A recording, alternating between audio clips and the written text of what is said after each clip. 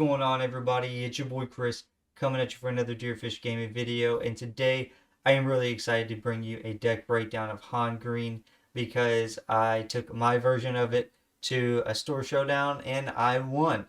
So yeah, I just thought let's do a deck breakdown because your boy is a silly goose head and I forgot my camera mount at the house. I brought my camera, left the cameraman at the house, so I don't have gameplay. So the next best thing your boy can do is a deck breakdown. So here in a second, we're gonna do that, okay?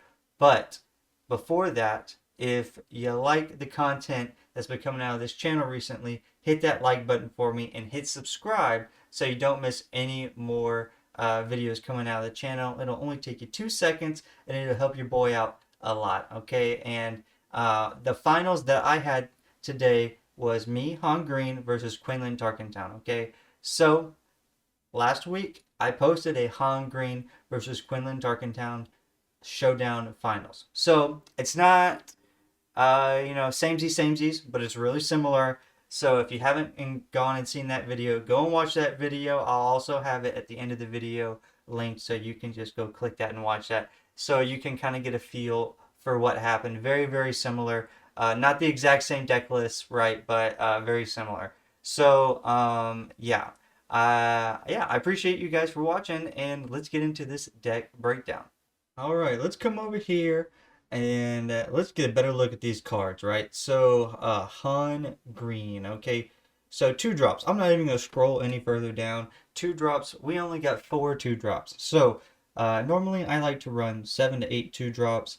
That is just what I feel is a comfortable number for being able to consistently get a 2-drop, a turn 1 play, right? Either from your starting hand or a mulligan.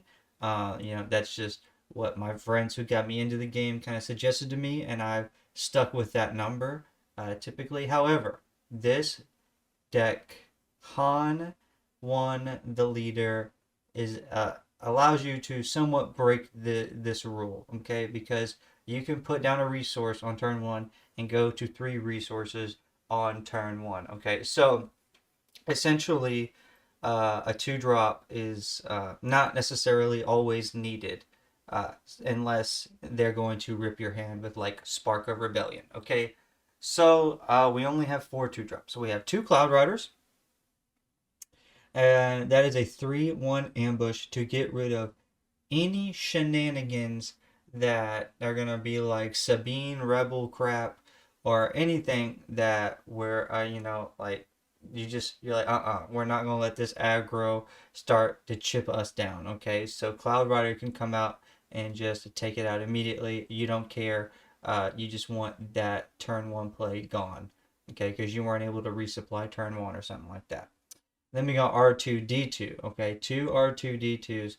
When played, you may discard a card from your hand, and if you do, search the top 3 cards of your deck for a card and draw it. Okay, now, I didn't actually have to do this effect at all today, but this is a very, very useful effect, right?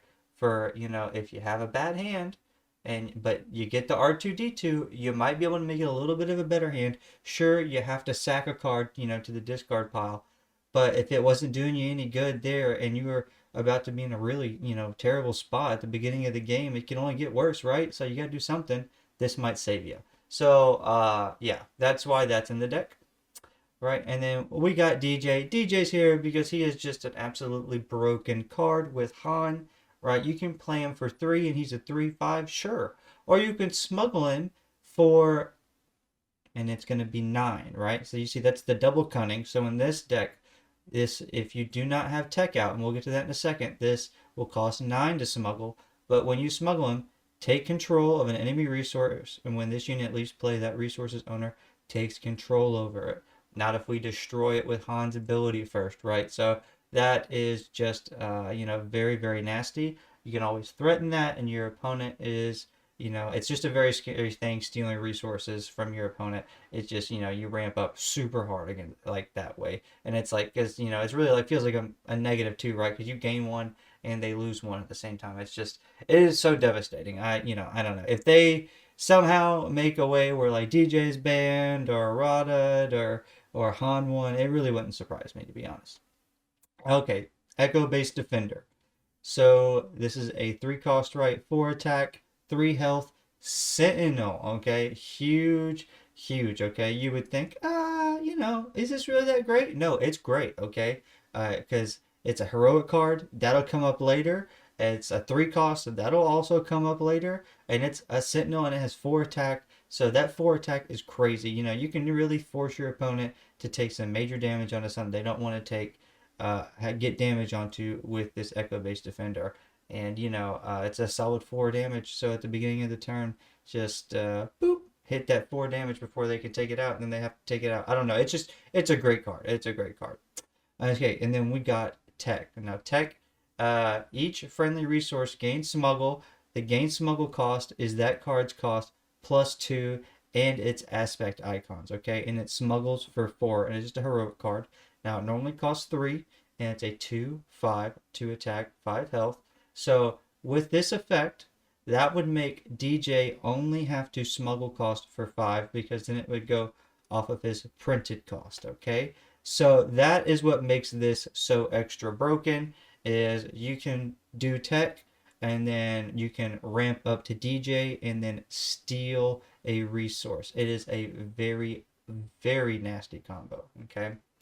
Um, and then, of course, it adds smuggle to all the other resource cards you have. You never know what you have to resource, and because maybe you drew it when you didn't need to, and so Tech can potentially allow you for a second chance at playing that very, very good card that you maybe had to resource.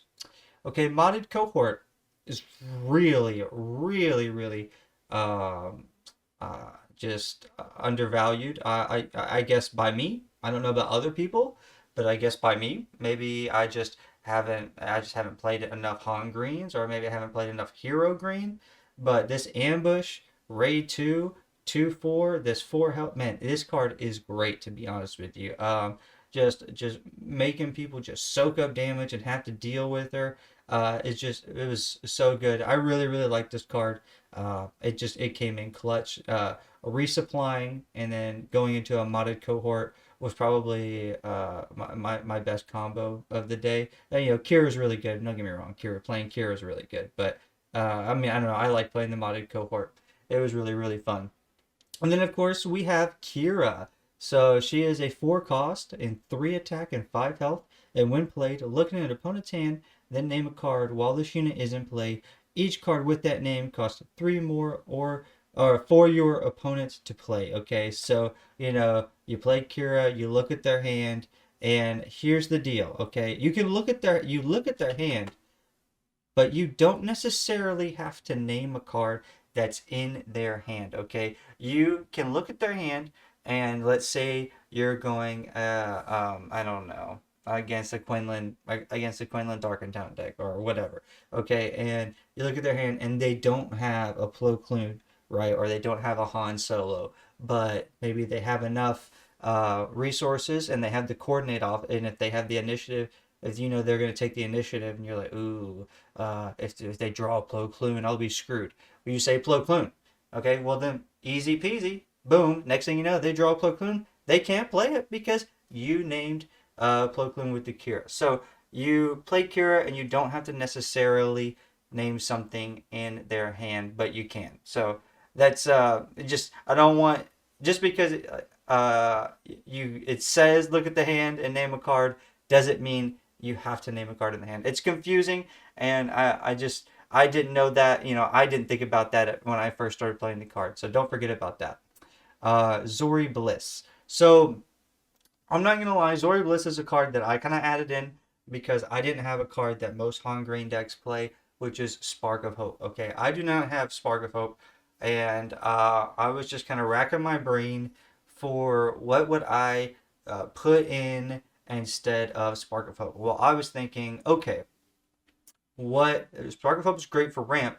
So what about if I put in something that will help me if my opponent, like if I wasn't able to ramp, right? Like in Han Cunning, they use the Millennium Falcon and Zori Bliss when you feel like they're going to be able to stop your Han flip turns, right? So I was like, okay, let's put in this Zori Bliss. Comes out for 5, 4 attack, 7 health. Okay, on attack, draw a card. It's not a may. You have to do it. And at the start of the regroup phase, discard a card from your hand. So it's a little give and take, give and take. However, you do have a bunch of smuggle. So necessarily, if you have like basically rip your hand and you don't have any cards in hand because of the effect, it is what it is. But you smuggle 6. So let's say you're on 5 and you're like, okay, I don't think I need to play her as a 5 unit. I'm gonna risk it for the Han flip. Okay, you think no risk for the Han flip at the beginning of the turn. You resource her. Okay, and then you resource with Han's ability, and then all of a sudden your opponent is threatening something that's going to take out your Han flip. You can then just smuggle Zori Bliss for 6, and then they have to take an action, and maybe the action they have to take will save your Han from dying, or maybe they'll like pass, trying to wait for your Han to flip, and then you can claim, and then shenanigans go from there. But essentially, this card will create something different for you to do and allow to catch your opponent off guard. Okay, so we have 2 of these cards in the ground unit side, and we have 1 card in the space side for this exact reason. Now, we are about to jump from 5 to 7 because in Han, once you hit 5, you almost always normally use Han's ability and ramp to 6, and then you flip Han, right? And then you attack with Han, and then you have to put the top card of your deck into your resource pool ready. So then you go to 7. So like and especially with this, if you like resupply, almost always you will get off the 5 to 7 combo. Okay, almost always. Now sometimes you won't play a 7 drop. Okay, now sometimes, again, I'll repeat that, sometimes you will not always play a 7 drop, but you can almost, I would say 85% shot, if you resupply, get some good ramp, you're gonna do the 5 to 7 combo. Okay, and you can play like an Echo Base Defender and Akira, or like a Cloud Rider and a Marauder. I don't know. There's a lot of different things you can do with this deck, especially with Smuggle being good in this deck. All right. So now, before we go into the 7 cost cards, we're gonna go down to a card, because if I don't talk about this card first, people are going to get confused, like I did when it was first done to me. U-Wing Reinforcement. It is a 7 cost card. Okay. Search the top 10 cards of your deck for up to 3 units with the combined cost of 7 or less, and play each of them for free. Put the other cards on the bottom of your deck in a random order. Okay, so I'm going to re-say this, and I'm going to emphasize some stuff. Okay, so search the top 10 cards of your deck for up to 3 units. For up to 3 units. Can be 1 unit, can be 2 units, can be 3 units. All right, up to 3 units for a combined cost, printed cost of 7. Okay, and then you play them for free. So up to a cost of 7, and then play them for free. All right. First card we have out of Aspect is Cad Bane. Chad Bane. Okay. Now, you normally want to ramp up, and then you play U-Wing, and then you will look for one of the monstrosities that you have in your deck for U-Wing. So, Cad Bane costs 7. He meets the up to 3 requirement. And then playing him for free cuts him the being a villainous penalty of 2. So then you will then be able to play Cad Bane on 7 in this deck. Okay? And what Cad Bane does is he is a 7 attack and 7 health. When played, this unit captures up to 3 enemy non-leader units with a total of 8 or less remaining HP. And then on attack, the defending player may rescue a card they own guarded by this unit, but if they do, you draw 2 cards. And let me tell you, drawing 2 cards in this game is not so crazy good, okay? It's just it is really good. This card is crazy, okay? And when you hit it with U-Wing, your opponents really feel it. I know because I've been on the receiving side of it, and it is like, ugh, okay, okay, you really did that, huh? So, yeah, I love it. It's just a one of. It's just a one of. But yeah, he's the bee's knees. He is the bee's knees. Okay. Now let's go over to Han Solo. Oh, before I forget. Now, if you don't do Ewing, all right. Cad Bane is yellow, so we have a yellow deck, so that's cool. But he is a villainous deck, so it will cost 9. That's the other thing. He is still okay to pay for 9. It's not ideal. It's not ideal. But playing him for 9 is still a-okay, especially when you're already ramping ahead, and it just works out. Okay, it just works out. Um, definitely the Ewing is better, but playing him for 9 is not the worst. He is still a really really good card. And then Han Solo, I bumped Han Solo up to 3. Most people have like 2 Enfys Nest and then 2 Han Solo. I took out Enfys Nest altogether for the mall, and I bumped up Han Solo to 3. And he is a 6 attack, 6 health, 7 drop ambush, and then while attacking, this unit deals combat damage before the defender. He is just really, really good. It's kind of all or nothing with him when you take him out. You gotta take him out. You know what I mean? Because you don't take any damage back if when he attacks. Because most of the time when you attack with him, you're taking something out. You know what I mean? You don't want to take that damage back if you can help it. So, but he is really, really good, and he just flat out plays for 7. You know what I mean? He's your okay, whatever. I didn't have a U-Wing. I didn't, I don't have anything crazy. Let me just play this Han Solo. And he's effective. He is effective. All right. Now, let's talk about our second out of aspect card, Luke Skywalker. All right. Now, he is a 7 drop, and he is a blue card. So that instantly makes him a 9 cost card, but he is heroic. So he is just like Cad Bane, where he will cost 9 if you outright play him. But because he costs 7, he meets our U-Wing requirement, just like Cad Bane and Han Solo. He has 6 attack, 7 health, restore 3.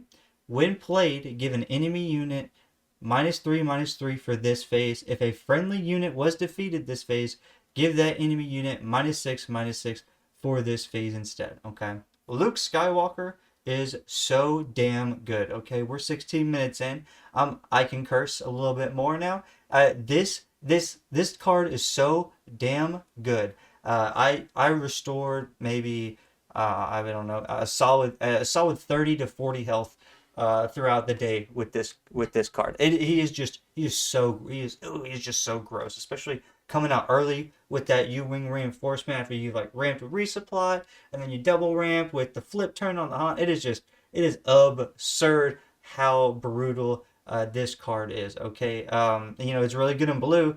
It's really good in this deck too. I mean, it's really good in this deck. Yeah, and he's a Force Jedi Rebel.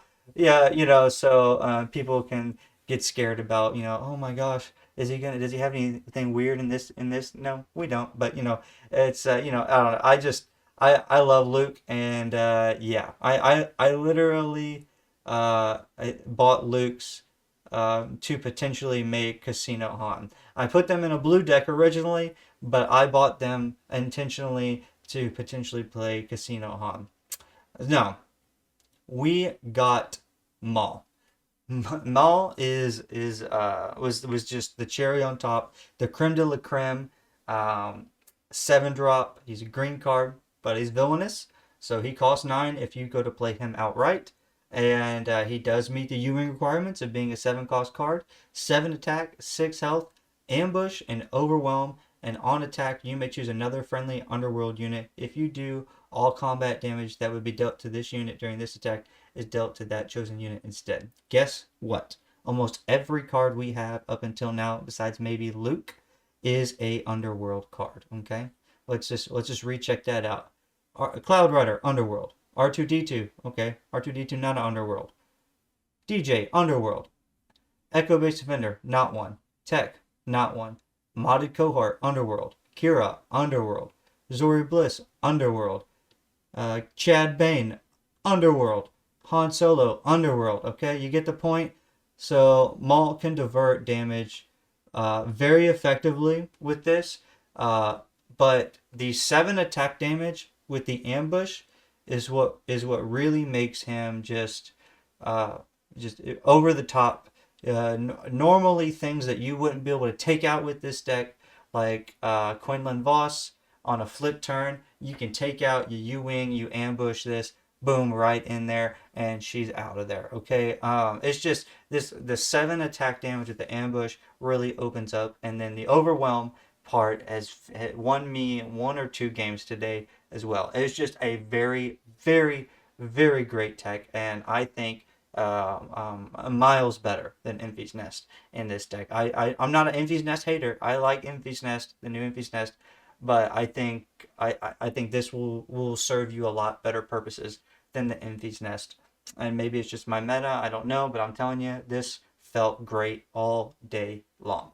All right, now we're moving to the space unit. Okay, we got Millennium Falcon. This unit enters play ready, and it's a 3 cost, 3 attack, 4 health.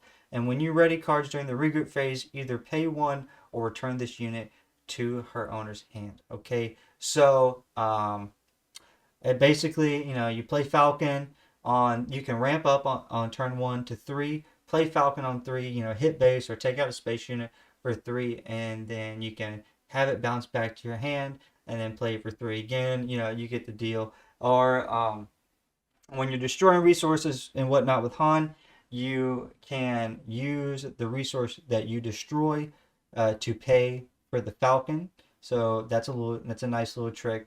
But Falcon is just really, really good at being able to help control the space. Okay, and then Bright Hope is a 4-drop, 2 attack, 6 health. Sentinel, when played, you may return a friendly non-leader ground unit to its owner hand, and if you do, draw a card. This is really good, especially if like your hand's been ripped from like Spark of the Rebellion or whatever, and you need to get more cards in your hand to do your Han effect. You can Bright Hope one of your ground units back to your hand, get you another card in hand for your Han ability, and then also draw a card. So it really helps you get that hand presence back to abuse your Han ability. So I really, really like the Bright Hope. And also you have a lot of really good on play effects. Like at one point today, I Bright Hoped a Luke Skywalker back so that I could replay Luke Skywalker for 9. And I mean, it worked, you know what I mean? The bouncing thing allows you to do a lot of different things that you just have to just sit there and think about sometimes. The Marauder. Okay, I really, really like the Marauder. Wish I had 3 because it's a ramp card, but it is what it is. You have 5 drop, 4 attack, 5 health. Ambush, very, very good for space, especially if you ramp. And when played, choose a card in your discard pile, put it into play as a resource if it shares a name with a unit you control. So, you can get tricky with your resource destroying. If you're about to play a Marauder, you can resource something. If you have something and feel like maybe you have an Echo Base Defender, and that's just the first card that came to my head.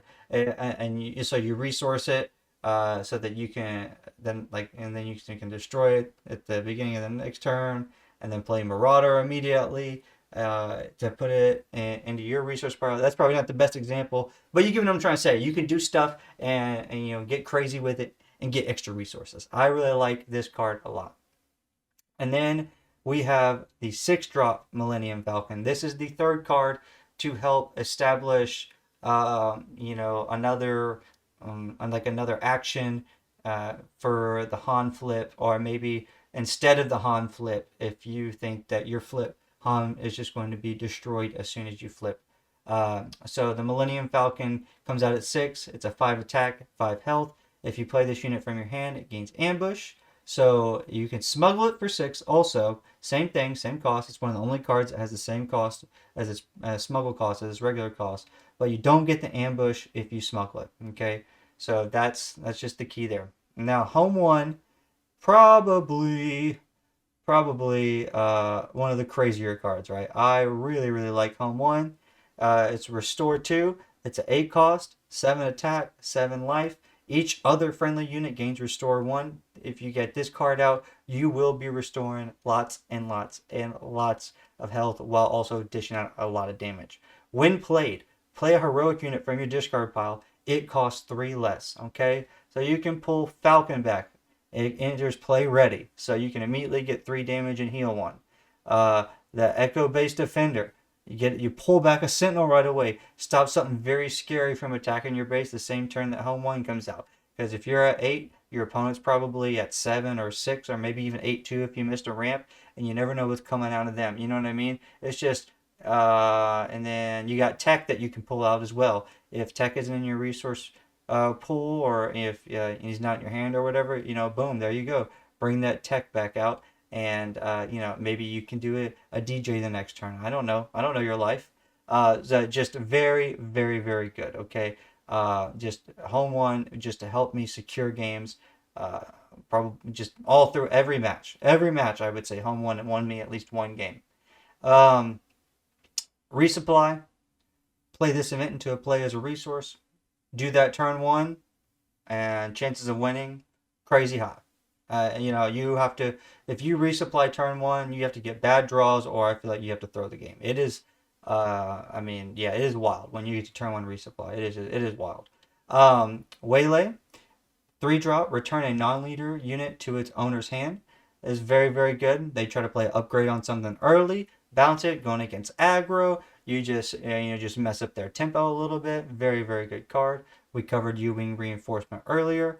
And then we got Hotshot Blaster. It's a 1-drop card. You could smuggle it for 3, and it's a cunning, and that's why you could smuggle it for 3. And when you played using smuggle, attack with attached unit. So it gets +2. So it's just a nice extra little burst of damage. It's really good on Han to trade up into something. The leader Han or the leader Han to equal him out into the big Han, so it's a harder choice. And then the big Han, so it gives him 8 attacks, so he could potentially take out something a little scarier and not take any damage back, or just hit the base for really big. Okay, and then almost done, guys. Thank you guys for sticking this far if you've made it. We got 3 Spark of the Rebellions just to add 2 more 2-drops and rip the hand if we're going against that control. We got 3 Sundari Peacekeepers for that restore, 3-drop, 1 attack, 5 health, raid 2, so 3 attack on attack, and then restore 2 on attack, so we get 2 health back. This is to help stabilize against aggro. And then we got the 3rd Bright Hope, just in case we need to have a little bit more space safety sentinel. Then we got 2 Tranquilities, okay? 7 attack, and then 6 health. When played, you may return a Republic unit from your discard pile to your hand. And so basically you can cycle these guys against each other. The only other Republic unit that we have in this deck is the R2-D2. And then on attack, each of the next 3 Republic cards you play this phase cost 1 less. Alright. Now, and then the last card of the day is Reinforcement Walker. It is an 8 cost, 6 attack, and then 9 health. When played / on attack, look at the top card of your deck. Either draw that card or discard it and heal 3 damage from your base. This is really good against decks where you feel like you need to heal a little bit, or you need a little bit of draw, and you know that you can make it to 8 and no big deal. So basically, if you feel like you can make it to home 1 and no big deal, you can side in Reinforcement Walker typically. But that is the entire list. I had a lot of fun playing it. I hope you guys enjoy playing it. Again, I have a Quinlan Tarkin Town versus Han1 Green already posted. I posted it 7 days ago. It'll pop up here in a second. You guys can go watch that. That's the same thing that I played in my finals today. So it's not too different. I hope you guys have a great night. And until next time, peace.